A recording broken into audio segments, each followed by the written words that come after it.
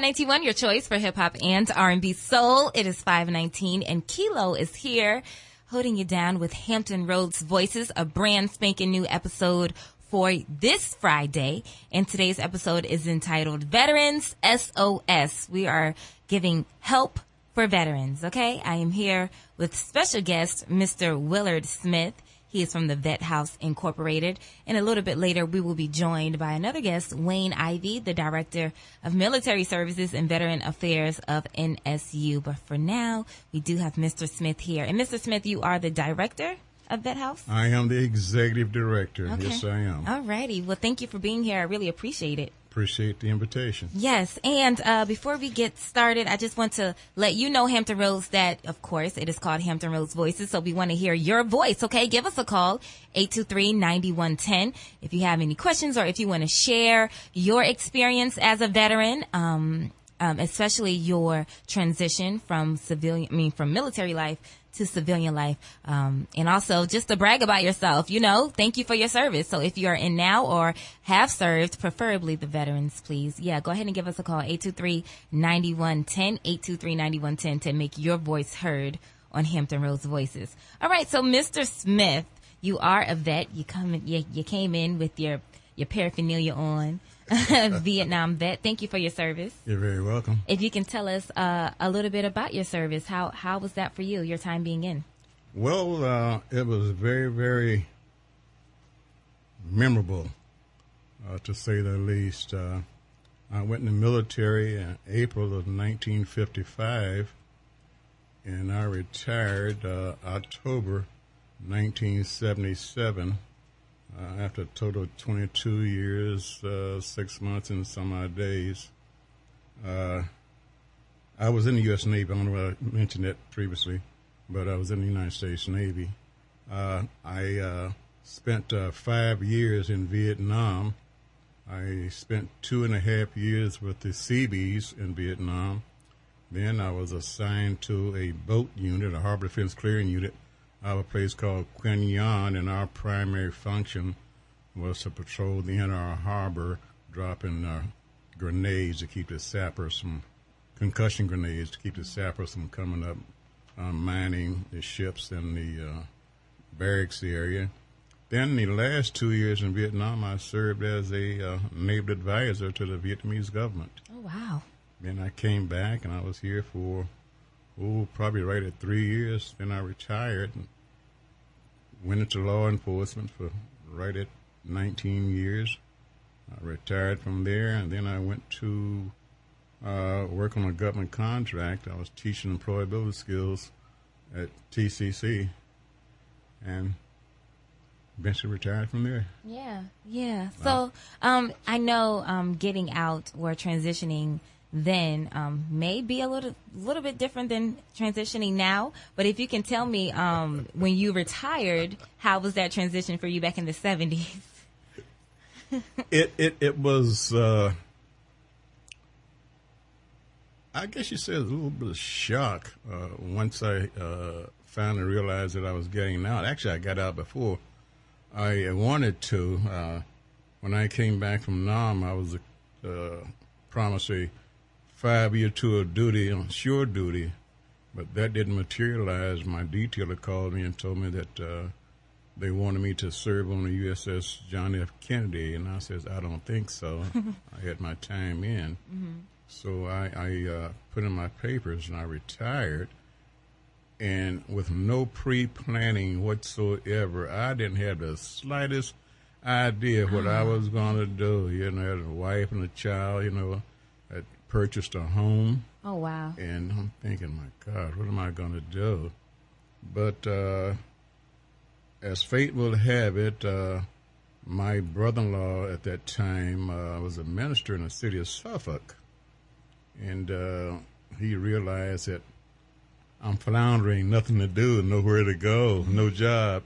So he took me up to Suffolk and introduced me to the chief of police and also the sheriff of the city of Suffolk, and ultimately I received a job with the city of Suffolk Sheriff's Office. Gotcha.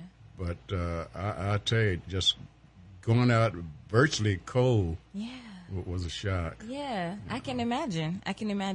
So, the executive director of Vethouse Incorporated, and you told me a little bit when I called you last week, a little bit of how you got started in Vethouse. But if you can share with us again, how did you get into Vethouse? Well, actually, this was during my tenure at TCC. I was during my smoking days, and one of my co-workers, he and I out there smoking, he said, Smitty, I said, yes, I would like to get involved in Vethouse. And I'm looking at him, I says, man, I don't like animals, you know. He says, no. I says, well, what is Vethouse? So he explained to me there's a transitional housing program for homeless veterans. He invited me to attend a meeting, so I went to a meeting, and I sat down and I listened to how they conducted the meeting and their goals, the mission statement, things of that nature. And I liked what I heard. And they needed someone to do the drug and alcohol screenings and also do the bed checks. So here I am like, yeah, I'll do it. And needless to say, the houses were out near Oceana. Yeah.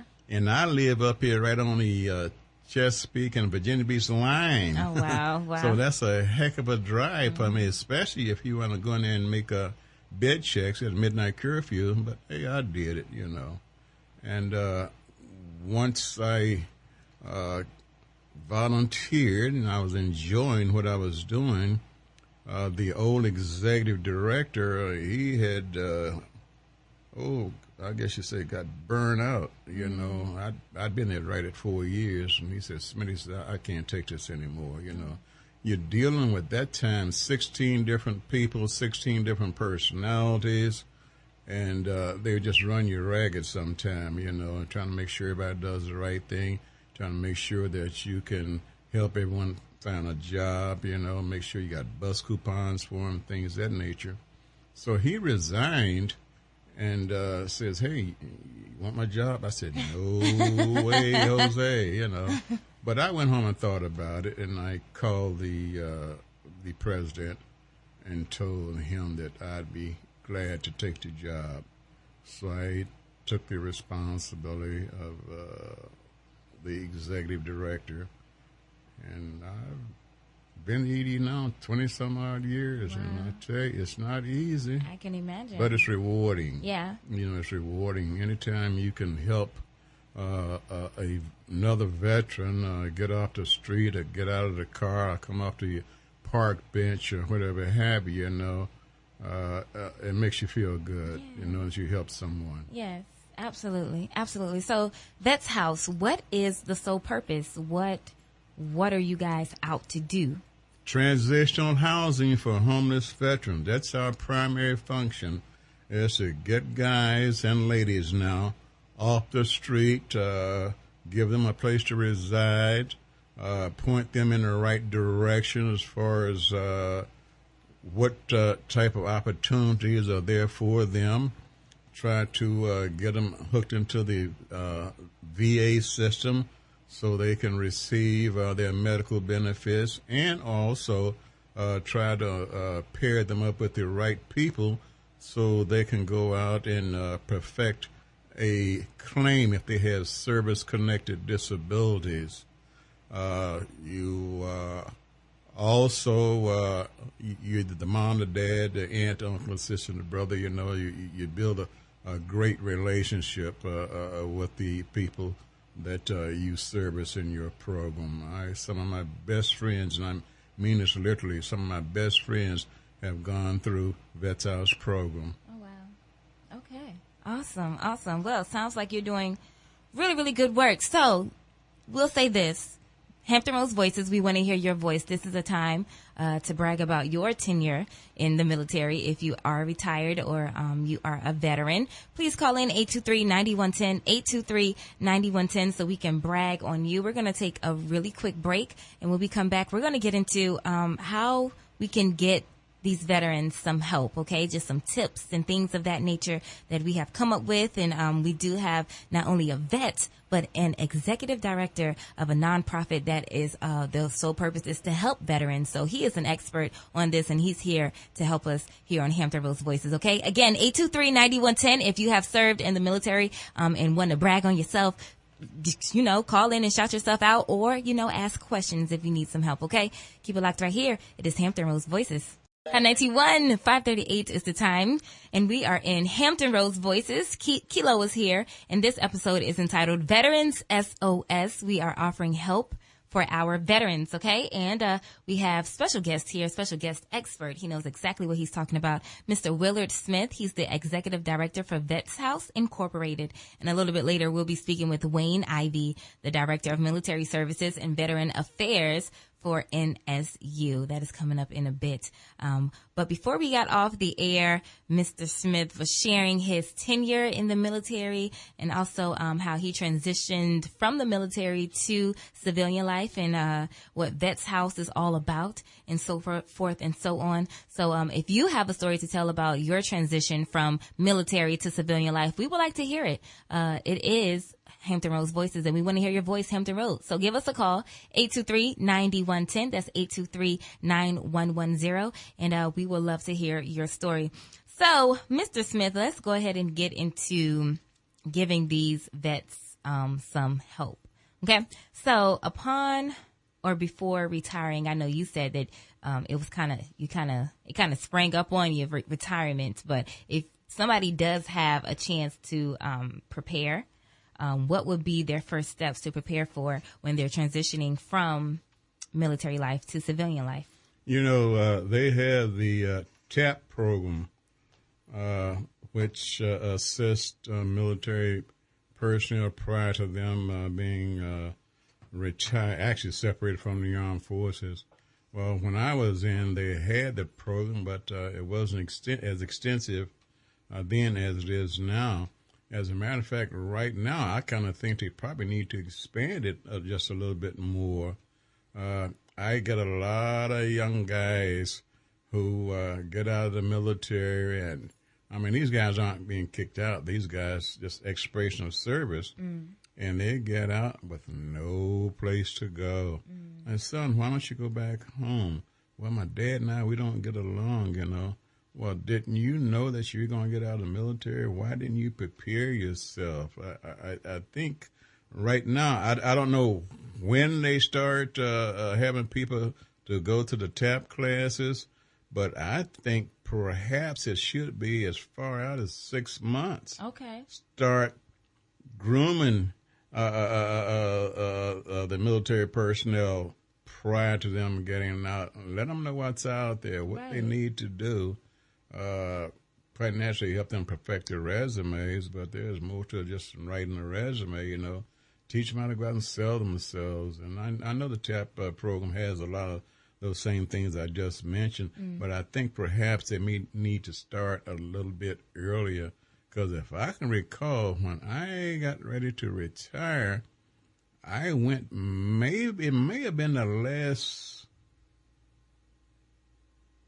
30 days that I was on active duty. Like I said, it's been so long ago, I don't remember. But I kind of feel like they should go back, 5 months, 6 months, and start grooming the young serviceman. Grooming everybody, not necessarily the young serviceman. To groom whoever is going to be separated from the armed forces. A lot of things change out there, and if you were like I was, you go out there and face that crew. I was a yeoman, okay? And I figured 22 years in the Navy, hey, they have got to hire me because I have all these administrative skills. Yeah. Not, yeoman, same as a male secretary, And I knew these things. I knew back in the day you had to know shorthand and as being a yeoman. But like I say, I thought that I would be a shoo-in for a job. I floated my resume at Norfolk State, Old Dominion University, Hampton University, and the only person who called me was ODU. Okay. Well, they called me, and I went over for an interview, and I was offered a job, but they were talking about something like $10,000, money that I wouldn't even think about taking, you know. So I went into law enforcement, as I said earlier. My brother-in-law took me over there and introduced me to the people to be. And believe it or not, the first job that I had in law enforcement was at Suffolk Sheriff's Office. $8,765 a year. Wow. Yikes. That's what I started at, and I was talking to the sheriff, I said, that's really no money. Mm-hmm. And the first thing he said, hey, but you get a retirement check. Mm. And I kind of think that maybe it's some of the things that people are thinking about now. I can get this retiree and give him something similar to a subpar salary, because he or she is receiving a retainer check. Mm-hmm. But I'm not saying everyone thinks that way, but that's the perception that I had when I was. Yeah. Well, we do have a phone call. Let's see who is on the air. Hi, 91. Who am I speaking with? Hey, it's KC. Hello there. Yep. You're live on the air, by the way. How you doing? I mean, I just retired out the military within the last 3 years. Okay. And you are afforded the opportunity to go to that TAP program twice within a year before you get out, and within the last 90 days. And they prepare you a lot. One good book that I was told to look at was the Veteran Survival Guide. Mm. That prepares you for life and selling yourself out here in the civilian world. But if you don't prepare and have a plan, you will be lost. Mm-hmm. And that's what a lot of people fail. It doesn't matter if you're young or old, and you get into a stigma of saying, I don't know what to do as a civilian because I'm used to structure. And one thing about structure, you have to be prepared and provide a plan to yourself and stick to it. And if you, go to school, get a degree, then you can compete with the workforce. But if you don't translate any of your skills to apply them in the civilian sector, you'll sit there and you'll wait for someone to call you, which won't happen. Okay, can you tell me a little bit about your transition out of the military to civilian life? How was that for you? Well, I transitioned out of the military from doing a mechanical trade, working on boilers, operating boilers, to Norfolk Naval Shipyard, which is a DOD employer, one of the third largest in the area. But I started my plan 2 to 3 years out, what I wanted to do. Mm-hmm. I knew what I wanted to do. And I've seen what I had to do to qualify to get to where I want to be. Gotcha. So you prepared yourself. Yeah, and I knew what I wanted to do. I want to still eat. Mm-hmm. Yep. I prepared not to be homeless. Mm-hmm. But if you don't think that way, you will be homeless. Mm-hmm. You don't have to come and see me, right? That's right. I wasn't aware that you can go to the TAP classes twice now. I was speaking on, we talked about what happened with me back in my day. The TAP program is real nice. I mean, they make sure that you're prepared, but if you don't take those, the lessons and the skills that they give you, you'll never make it. Oh, yeah. One good thing is you take a notebook and you write things down. Mm-hmm. You write things down because when you can read it to yourself over and over and understand what you need to do. And once you do that, it works out pretty well for you. Awesome. If you don't mind me asking, what did you do? What is your second career that you came out of after you came out of the military? I came out, I was an inside machinist. Okay. And when I went from being an inside machinist, I used some of my military skills, which was my instructor skills, ended up becoming an instructor at Norfolk Naval Shipyard. Gotcha. Teaching the same skill that I worked for so many years and understanding what the government wanted and how they needed applied to the workforce that they currently had. Awesome. So, from your opinion, if you had to offer any type of advice to about to be retiree or about to be veteran, what would you tell them? Network. You have to network. Gotcha. You got to use your networking skills, and you have to meet people, and you have to know where you want to be. If you don't know those two things, you won't get it right, no matter how hard you try. Good words of advice. Thank you for your service, too. Thank you for letting me serve my country, and thank you for those that continue to serve our country and provide us these opportunities. Absolutely. All righty. Have a good night. All right, you too. Well said. Absolutely. Things change throughout the years. Yep. Absolutely. So, I think that's a good breaking point. And I want to hear from you. I want to hear from more vets who transitioned out, whether it was a great experience or it wasn't a great experience at all. I would like to hear from you. 823-9110, 823-9110. If you just want to shout out yourself for being in the military, we can take those too, because I think that's a big deal. You're serving our country. So yeah, 823-9110. You're listening to Hampton Roads Voices, Veterans SOS, Help for Veterans, and we will be back here in a bit. It's Hot 91. Hot 91, your choice for hip-hop and R&B soul. Hampton Roads Voices is in full effect, and today's episode is entitled Veterans SOS, Help for Veterans. I am here with a special guest expert, Mr. Willard Smith. He is the executive director of Vethouse Incorporated. It is a nonprofit organization helping veterans transition from military housing to, no? Okay, tell me, Mr. Smith, I'm sorry. It's a transitional housing program for homeless veterans. Gotcha. Okay. That's what Vethouse is. And, we're just offering tips and advice on how to transition. And if you've already transitioned, then how to get the resources available and things of that nature. And we do want to hear from you. It is called Hampton Roads Voices. So we want to hear your voice. If you've served in the military and you want to shout yourself out, please do. If you want to talk about your experiences, transitioning, absolutely. Please do all of the above. 823-9110, 823-9110. And we have somebody on the phone to do just that. Let's see. You're live on the air. Who am I speaking with? Osiris Martinez. All righty. Hello. Wish your, if you can turn down your radio, that'd be great. Yeah, no problem. Thank you, sir. So what's your comment, question, or concern?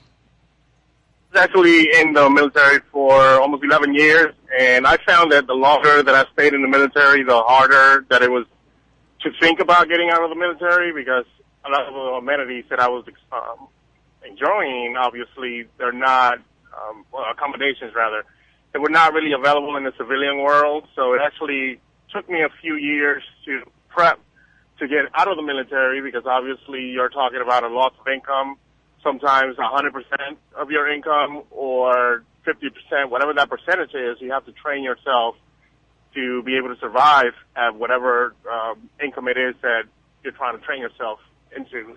Yeah. And I was in the in aviation, helicopter mechanic, and I am in a complete different field now. And when I got out of the military, I mean, I had no resume experience, and what I mean by that is I couldn't just write down what I did in the military and a common civilian person would understand what I was doing. Mm-hmm. So the gentleman before, he mentioned networking, and even though I didn't do much networking, what actually worked for me was not turning down a job, because I didn't know where that job was going to lead. So I knew that I just wanted an opportunity, and thankfully I got out in 2009, and I feel like I've done well for myself, and, I encourage other veterans that are considering getting out of the military to definitely save money and, just keep on pushing, not look at their current situation, but where they want to be and what steps they need to take. Well said. Now, you said you're in a whole different area of work. What do you do now? Well, I'm currently in financial services field. When I got out of the military, I went to a community college, graduated from there, went to a 4-year university, and ultimately ended up with an MBA in finance. So I'm in finances now, and before I was in aviation. Gotcha. All right. Well, thank you for your service, and proud of you for making that, great transition. Sound like you transitioned pretty well. Thank you very much. Thank you. you. Have a good one. You too. Okay. Bye-bye. So, Mr. Smith, Yes. before we went to our calls and before our break, you were saying how you thought, all the skills that you had as a yeoman. Yes. Yes. In the military will could easily help you get a job. And you said, nope, and that was not the case. And I'm pretty sure you're not the only one. So why do you think vets have a difficult time finding employment after getting out of the military? I really don't know how to answer that. One of the things with me, okay, sometimes our expectations are a little bit higher. Hypothetically, we'll say I spent 20 years, 25 years in the military. When I get out, I have all these skills, leadership skills, I have managerial skills, I have job experience, and I figured, hey, I'm bringing you a multitude of experience. I should be a good hire, a good fit, but oftentimes it doesn't work that way. Sometimes employers seem to think that we want too much. I don't want too much. I just want to show you, hey, what I can do. Military sent me to school, learned me, just like the gent said a few minutes ago, aircraft repair. Yeah. He's 20-something years in the military as a mechanic, aircraft mechanic. He has the skills.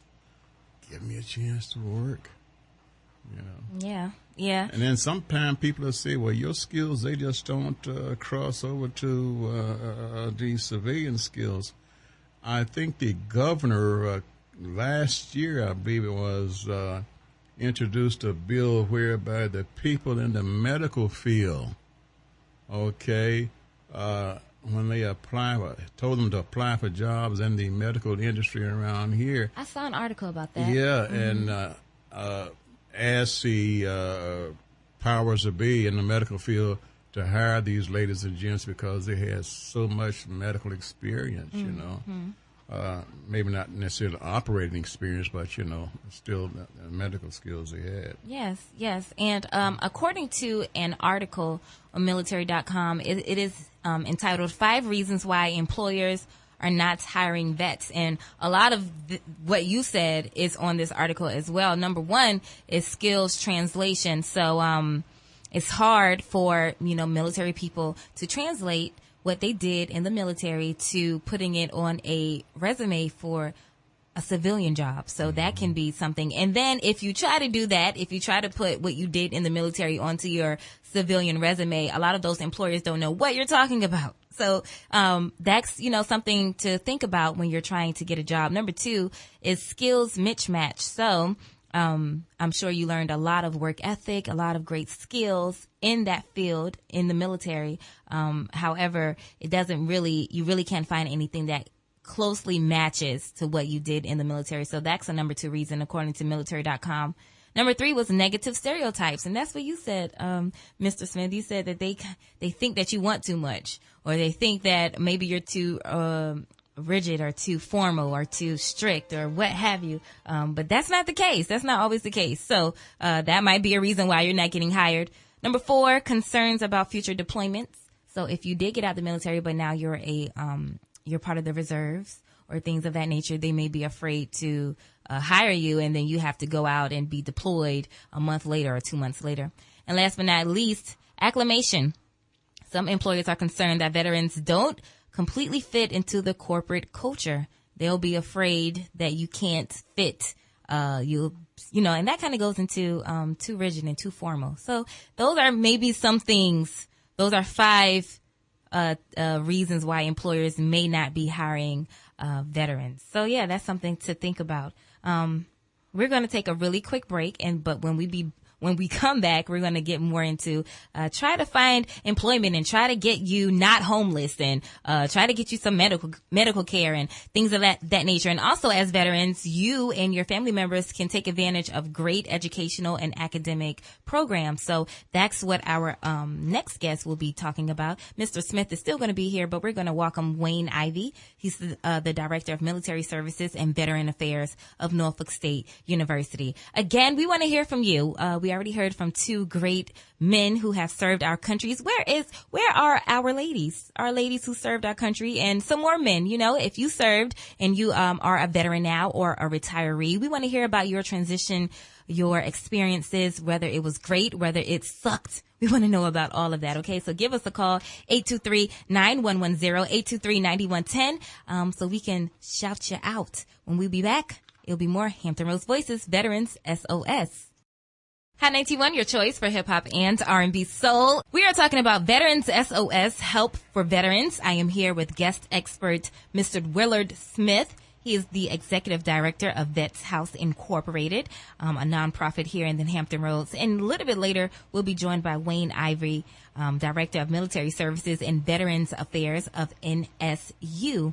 I was trying to commission and summons all of my vets, especially my female vets, and I think I have one. So let's see who's on the air. You're live on the air. Who am I speaking with? Hi, I'm Rachel Battle. Hey, Rachel. What's your comment, question, or concern? I'm doing well, thank you. So I think I'm listening to the last caller, and he was saying a lot, but my number one question is, are there jobs out there that are willing to pay veterans for the experience that they have? I know that you said that there, a lot of employers are somewhat apprehensive because of the military, especially if you're in the reserve and things like that. But I think that a lot of veterans have the experience, they go to college, they have the experience, and so on and so forth. But the biggest problem I'm seeing is that we're getting out into the workforce and we're still competing with people who are straight out of college. Mm-hmm. And it's like my pay isn't equal to what I was doing beforehand. So, I'm wondering if, I'm seeing other veterans with the same issues, or if that's definitely just a private thing. Yeah, that's a good question. Have you retired yourself, or are you out of the military? Are you I was 4 years active duty, and I was 5 years in the reserves. Perfect. And I definitely sympathize with this a lot. I had the hardest time finding a job while I was in the reserves. It was like the second I got out of the reserves, it was like, oh, job offers. That's great. Well, thank you for your service. I appreciate that. Thank you. So what are you doing now, if you don't mind telling us? I currently work in port operations. Okay. I am very, very blessed. I absolutely love my job. But I also see a lot of, other prior service soldiers who are retiring and things like that, and they're trying to get in, and it's like they can't compete because, they don't want to take an entry level pay, basically. Mm-hmm. So it's definitely something that I'm seeing, especially like in other jobs, avenues. I work with a lot of veterans, and I just see that, they're making way less than what is their projected value, so to speak. Yeah. So, let's beckon that call. Employers, are you willing to pay these vets all of the years of experience that they have? Definitely competitive against entry-level, job applications and things of that nature. Well, thank you for sharing your story. I appreciate it. Thank you. Have a good one. Yes, do the same. And yes, we want to hear from you if you have any experiences transitioning from military to civilian life. And I know it's plenty out there. I mean, we are in Norfolk. We're in Norfolk, Virginia, so the phone line should be blazing up right now. 823-9110, 823-9110. Share your story or shout yourself out for being in the military, and we will give you praise for your service. You're talking about salaries. Virginia is not one of those states that pays a high salary regardless of what you do. We are far behind a lot of states, and the United States as far as employment opportunities and salaries. Mm-hmm. So you might have to go. You might have to move. And you hear a lot about people who are leaving the area, going to D.C., or Maryland, or New York, or Chicago, or whatever have you, because salaries are greater. Yeah, especially D.C. and Northern Virginia, where those jobs are. We do have another call. You're live on the air. Who am I speaking with? Good afternoon. This is Wayne Ivy from the Office of Military Services. Hey, Mr. Ivy, how are you? Great, thanks. And you? Yeah, I'm doing well. Thank you for calling in. Yes, this is Mr. Wayne Ivy. He's the director, again, like you just said, of Military Services and Veteran Affairs of NSU. So we'll go ahead and get right into the different academic and educational programs that veterans have, especially right here at Norfolk State University. So, Mr. Ivy, if you can tell me the role of the Veteran Affairs Office right here on our campus, what is that for? Well, our primary role is certifying student enrollments with the Department of Veterans Affairs. Each semester when students enroll at the university, their enrollment is required to be certified in order for the student to use their benefits to pay for school. And in some cases, they're entitled to some other benefits that they receive themselves, monetary benefits. So we have to certify them in order for them to receive those. We also counsel veterans on applying for and using their VA educational benefits, which is actually called the GI Bill. We also counsel active duty members on using tuition assistance, and we also conduct military outreach and participate in military education fairs in an effort to increase military and veteran enrollment.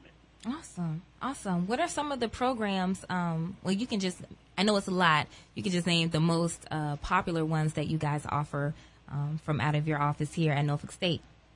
Well, really, our main focus is supporting students using the GI Bill, which is a veterans program for those who served. The largest number of students use either what's called the post 9/11 chapter, post 9/11 chapter 33 GI Bill, or chapter 35, which is the Dependent Education Assistance chapter of the GI Bill. We also, offer a variety of services or assistance to veterans from the time that they're admitted to the university through graduation. Things such as helping them obtain their military transcripts, or if they need, or if they have questions about whether or not they're eligible for in-state tuition and those types of things. We also help them with that.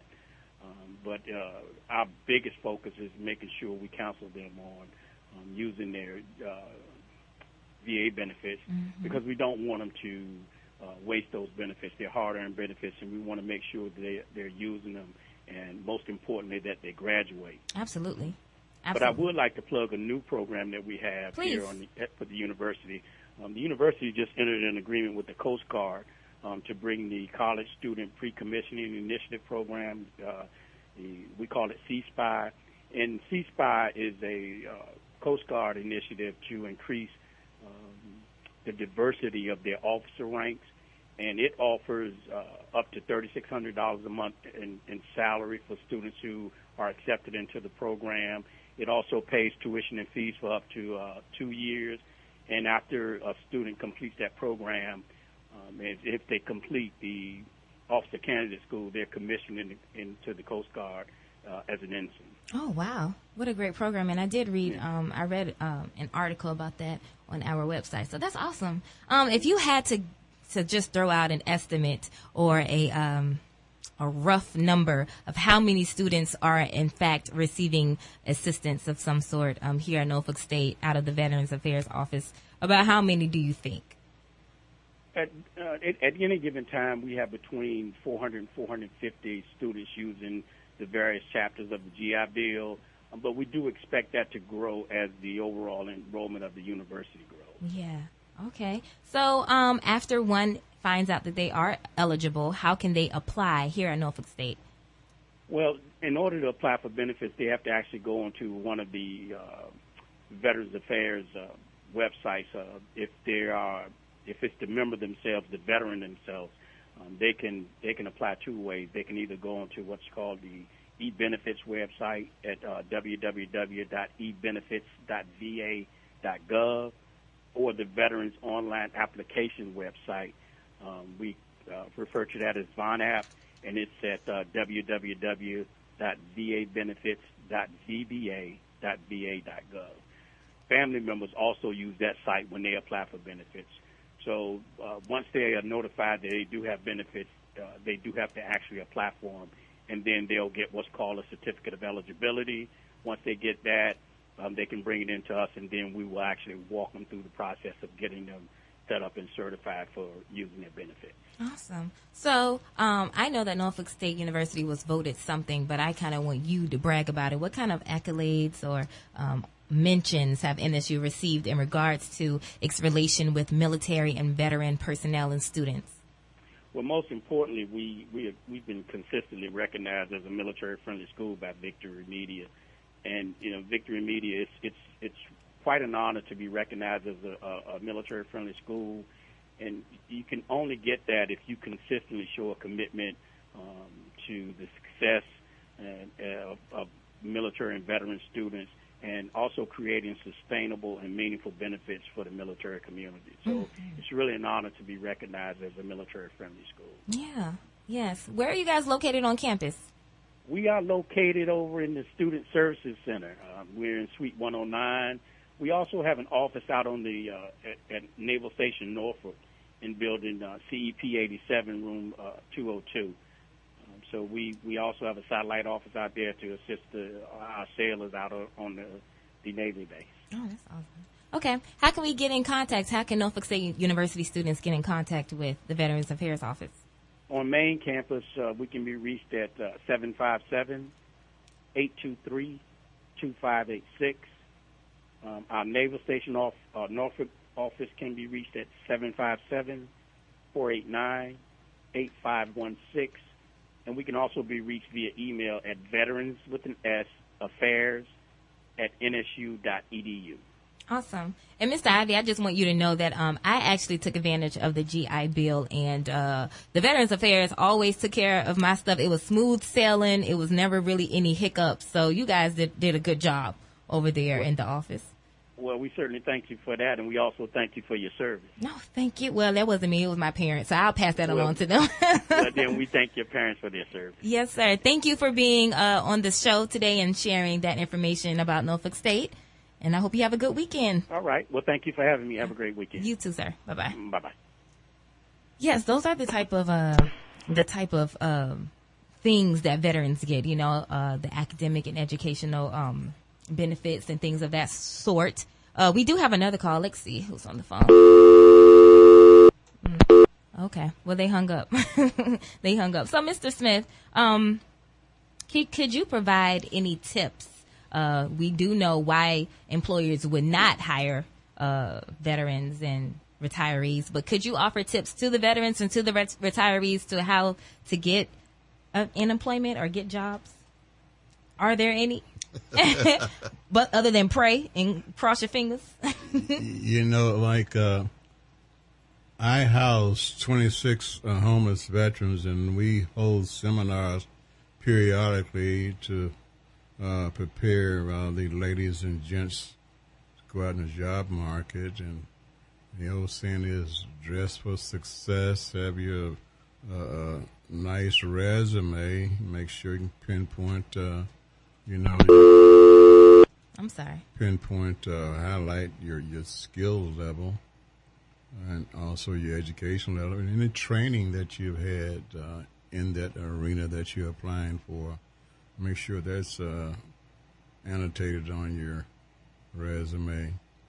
A lot of people, when they go seek employment, they'll go and get the application and bring it home, fill it out, and then take it back. And I tell people that's the wrong thing to do, because a lot of times you can be sitting there in the lobby or wherever have you and filling out the application. A prospective employer might come in and see you filling out the application, could give you an interview right there on the spot. Okay.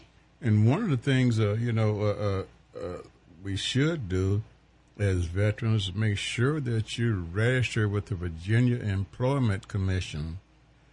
register with that veterans rep down there, because oftentimes he or she may have some hot job leads for you. Oh.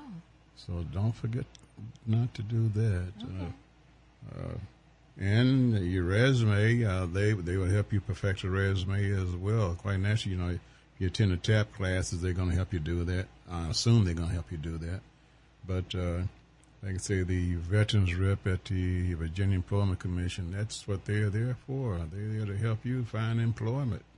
So take advantage. Yes, take ma'am. advantage. Okay, so when we come back, we'll be getting into more of the homeless side of veterans. I know we see a lot of people on the street that has that on the sign, whether they are really veterans or not.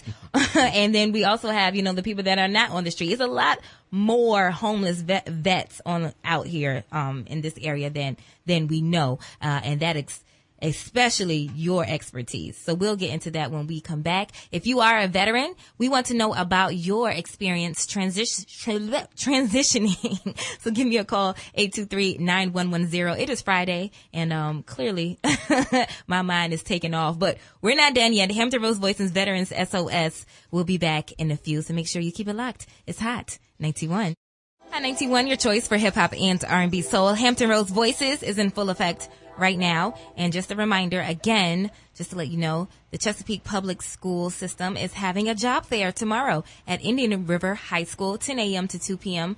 So if you are in need of a job, it's other things other than teachers, go ahead and stop by to see what that is about.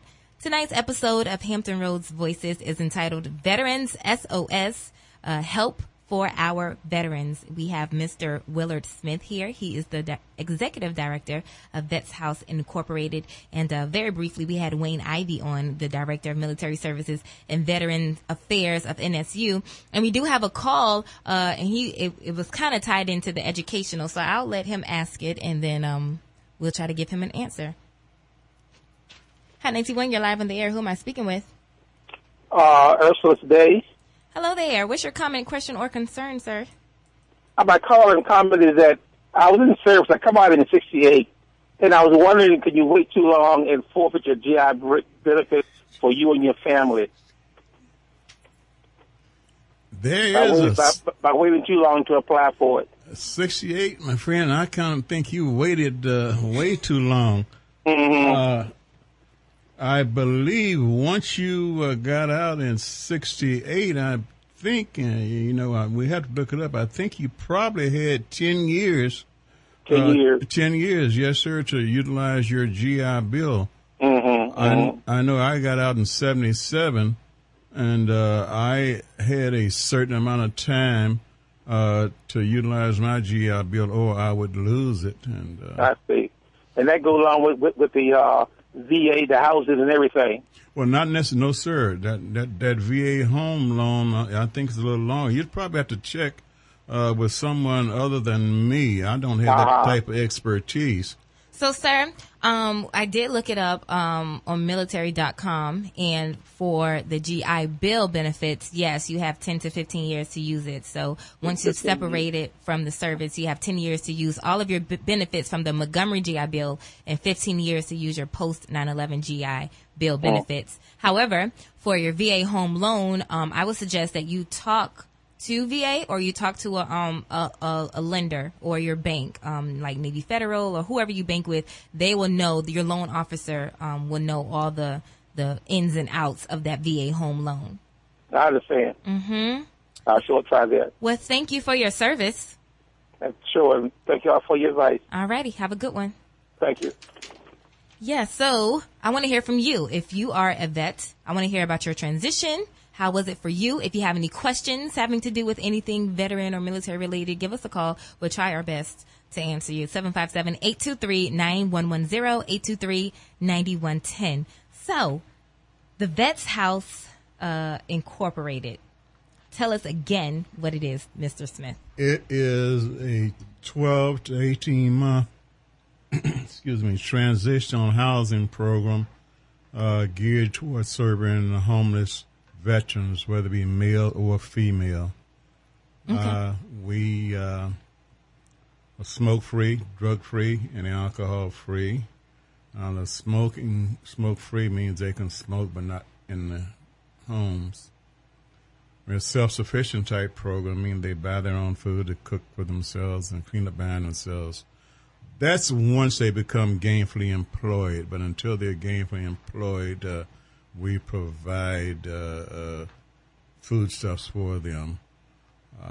Sometimes we'll get what you call gift cards from local churches and other organizations. And if a person's not employed and they need food, or a person comes into the program and doesn't have anything and he or she's not working, we will go ahead and give out the gift cards along with bus coupons so they can go look for a job. We've been existing since 1992. Okay.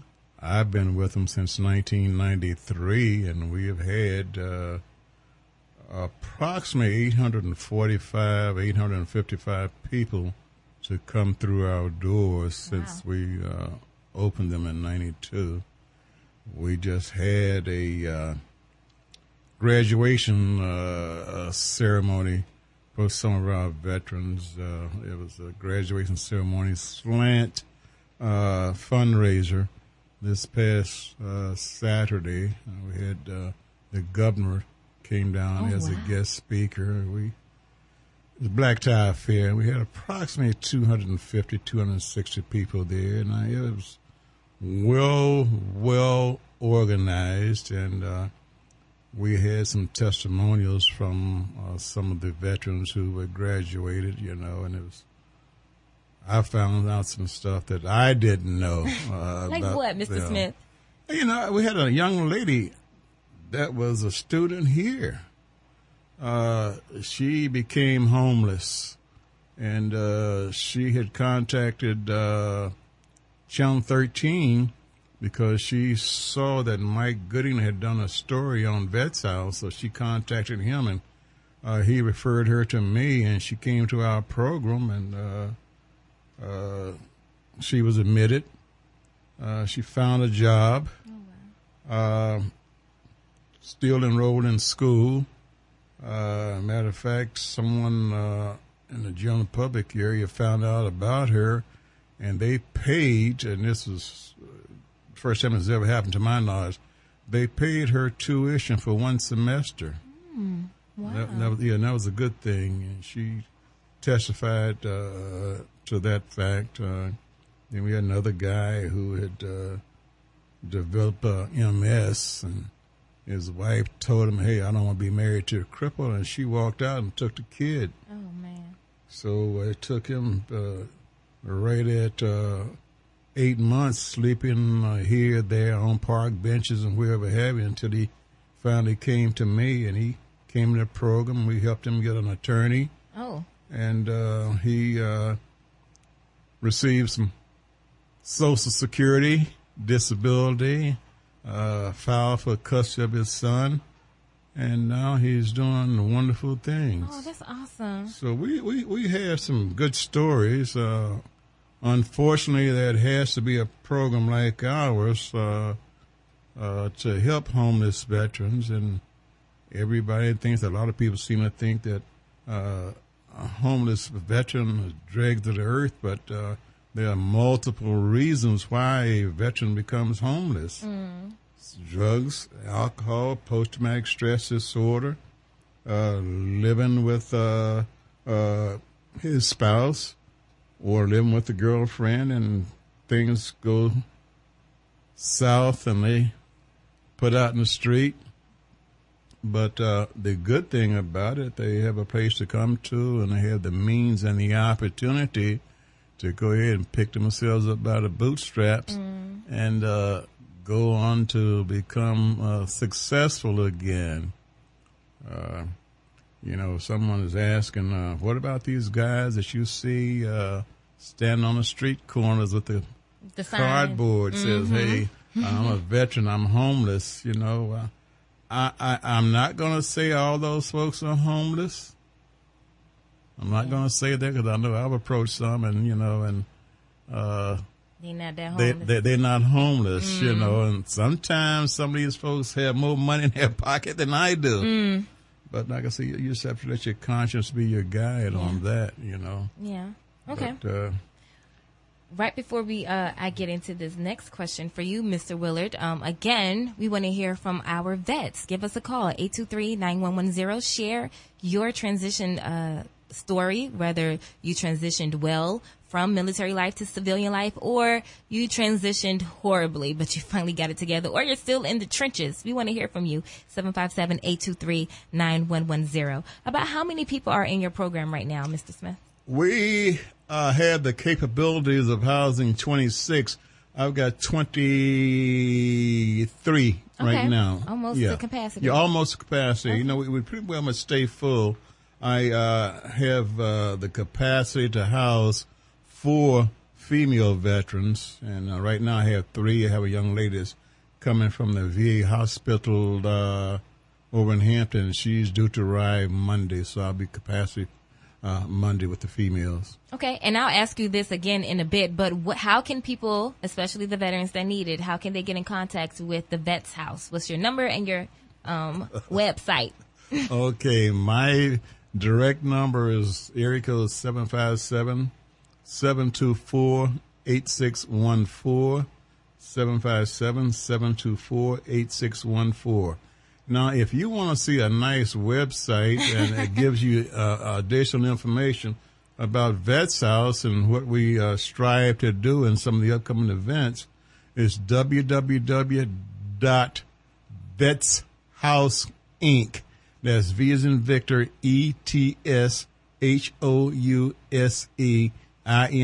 all one word, vetshousinc.org. Okay, sounds good. So, according to your website, Mr. Smith, vetshousinc.org, 1 out of every 4 homeless persons in Hampton Roads is a military vet. So that's about 25%. That is startling, to say the least. Yes, it is. Those numbers need to be updated somewhat because our governor has done wonders. Okay. And trying to eradicate the homeless veterans population in the Commonwealth of Virginia. Matter of fact, I applaud him for what he's done. He's helped institute affordable housing for veterans. We're here. I guess we're a stopgap measure. A person gets out of jail or gets out of military or fall into that category as I mentioned just a moment ago. We're here to pick those folks up, and do what we can until they get themselves back in the mainstream of life again. What's the process? So when they come to you, how can they get started, get admitted into the Vets House? They come to me, give me a phone call. I'll pre-screen them over the telephone.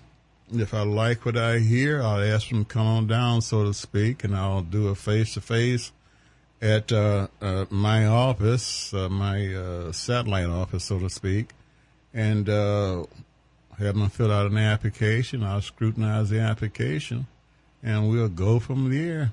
The only people that I normally turn down were the people who have who's the registered sex offenders. Mm-hmm.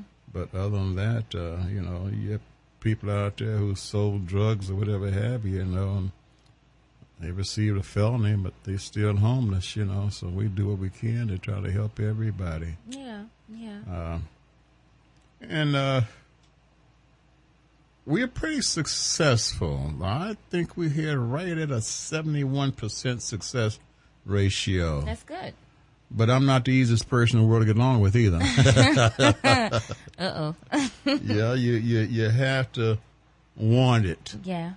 I'll do everything I can to help you get ahead, but you can't come in looking for a place to flop because Vets House isn't that place. Okay, so for a veteran who is listening and planning on giving you a call as soon as they can reach your telephone or as soon as you get off air, what can they expect? So you like what you hear after the interviews and they're a part of Vets House. What can they expect during those 12 to 18 months? Well, they expect me to try to help them find gainful employment, help them perfect a disability compensation. I refer them to local DAV chapters or VFW chapters and talk to the service officer there. We are a family. You gather a lot of camaraderie by being with us. We often have training seminars, how to perfect a resume. We are good for having gatherings. Okay, party. Yeah, which in some cases you can bring your family members, if you so desire. But out of the 26 residents that we have, everybody is your brother, everybody is your sister. That's good. We don't alienate ourselves. The only problem, it's not really a problem, but we have that, I'm retired Navy, and you have the other branches of service, and sometimes the Navy will rag on the Coast Guard, or the Army rag on the Air Force, but that's just all in the fun, usual, yeah. Mm-hmm. But we have a lot of fun, and a person, if he or she really wants to do something for themselves, help themselves, get ahead, and they're homeless, Vethouse is the place. Yeah. And if you don't have a dime in your pocket, don't worry about it. Okay. Or you just call me. All right. You heard it here first. We'll get you off the street. Just give them a call. We're going to take a quick break, and when we come back, we're going to wrap up the show. Hampton Roads Voices, Veterans SOS, help for veterans. And if you need help, if you have questions, or if you just want to share your story, the phone lines are still open until we wrap it on up. 757-823-9110. It's Hot 91. Hot 91, your choice for hip hop and R&B soul. And before we wrap up this episode of Hampton Roads Voices, we still have a lot of show in this little bit of time. Veterans SOS, help for our veterans. We have Mr. Willard Smith here, Executive Director of Vethouse Incorporated. And we do have a caller on the line, so let's see who it is. Hi, my name is Bonjour. Hi there. You're live on the air. What's your question, comment, or concern? Thank you. I was just caught the tail end of what you all were talking about. I just walked in. Mm-hmm. But I wanted information on someone that's in a situation that may become homeless if they aren't given, the help or resources they need right away. My family member just died, and once the lease is up, I know I'm going to have to leave and all, but like I said, I'm a disabled veteran. I get Social Security. I was living in Georgia when I was called home to take care of that family member. And I used to live here from 93 to 2004, and the doctor that I was seeing at the VA is the one that's allegedly accused of killing a whole lot of people with the drugs he was prescribing. But I'm still suffering with that because for the whole 10-plus years I was in the Army, they said my condition wasn't serious. They considered the symptoms too insignificant to treat. And everyone, my spiritual leaders, family, basically everyone was told that there was nothing seriously wrong. So, like I said, I saw the VA. They told the VA everything was resolved. All my medical issues were resolved. Saw the VA here for 11 years and was diagnosed when I moved to Georgia within 2 years of being there. So I had to come back. Like I said, I was in the process of refiling my claim. Got the paperwork in, but I was told if I go back to Georgia, I have to start everything over again. What I wanted to know is there anything that I can do here to stay in this area? You're saying what you want to do is try to reinstitute your claim? Well, from what I've been told is that I have to resubmit it if it's been more than a year. I was in the process of having it resubmitted and everything in Georgia before I was called in for the family member that passed. And I was told if it's more than a year, I would have to start everything over again. I have a suggestion for you. What city do you reside in? Right now I'm in Hampton. You're in Hampton. As a DAV chapter down, oh my God. On Aberdeen Road? Yes. Can't get an answer. Pardon me? I've been calling. I can't get an answer. When I go by, there's no one in the building. Okay, well, I tell you what, if you can't... 'Cause I'm a lifetime member. I used to be a member of that. Okay, well, if you can't get those folks, DAV chapter, and I hate to send you away on this side of the water, but maybe they can refer you. DAV chapter 20 is located in Virginia Beach. You can Google them. You can get the number from those once you Google them. But I don't know all the ins and outs of filing a claim. I had to have someone to assist me to do mine. As a matter of fact, that chapter over on Aberdeen Road, they're the ones who perfected my claim for me a few years ago. But you say you call them on a daily basis? Yes, I've called and left messages because I also wanted to know the information. Like I said, the doctor I had, my primary care physician, he's the one that should have diagnosed my issue, the 6 years that I saw him. But I went to them and also the VA advocate on Cunningham Drive. It was Mr. Anderson at that time. And I filed formal complaints against this man in 94, 95, and 96. And nothing was done. And like I said, I just found out last year in October about the people that he's allegedly killed with the drugs he prescribed. I'll tell you what you can do if you so desire. My number is 724-8614.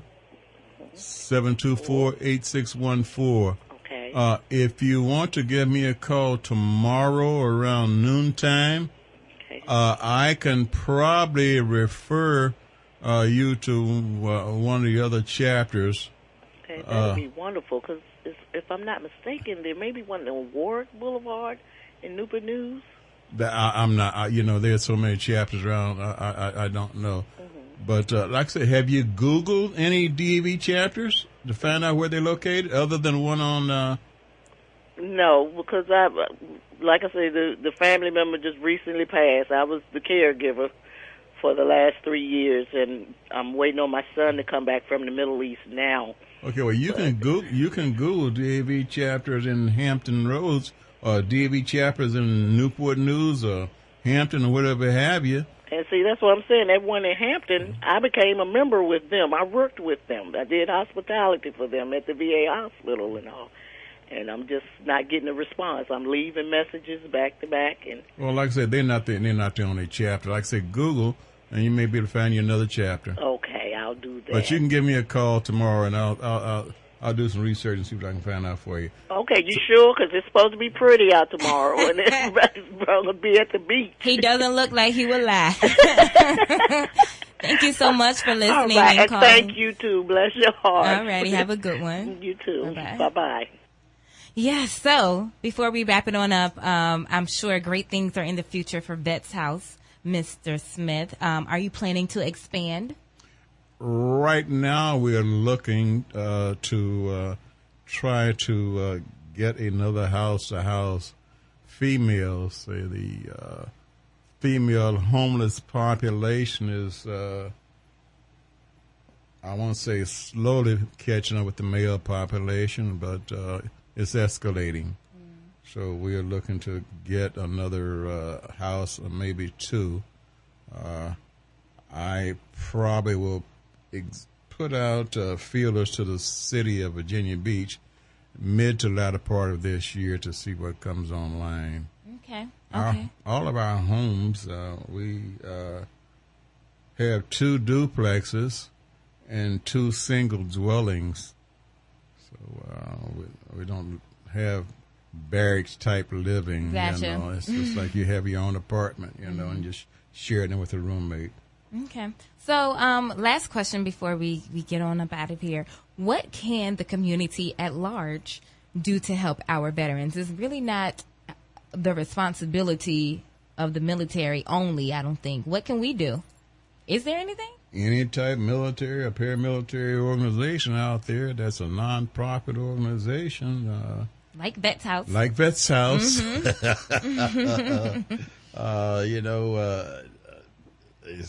We don't operate on federal funds, state funds, or city funds. We are a private nonprofit organization. So if someone wanted to assist us, okay. I tell you about our website. And once you see our website and you want to provide some assistance, we don't ask for monies, Mm-hmm. My thing is I ask for non-perishable food items, household consumables, and household cleaning supplies. Okay. Those are the things that we need mostly. So if someone wanted to donate those articles to us, and oftentimes we'll pick them up, just give me a call and I'll come by and pick them up. So there you have it, community at large. How we can help these vets are to help the people that are actually helping them. So let's help those organizations like the Vethouse that are actually they're rolling up their sleeves and putting in the work to get these vets back on their feet. One more time, Mr. Smith, if you can tell the people how we can get in contact with Vethouse, phone number and website. Vethouse, my cell is the area code 757-724-8614. Okay. 757-724-8614. Or if you would like to scrutinize our website and find out a tad bit more about us, that's www.vethouseinc.org. Vethouse Inc. is all one word, VETSHOUSEINC.org. Mr. Smith, earlier I thanked you for your service in the military, but now I am thanking you for your service with these vets. Thank you, because if you don't do it or these other organizations don't do it, then it won't get done. I love what I'm doing. Good. I don't know how much longer that I'll be alive, but one thing about I'll do this until they throw dirt in my face. All right. Thank you, sir. Thank you for being here. Thank you for your work.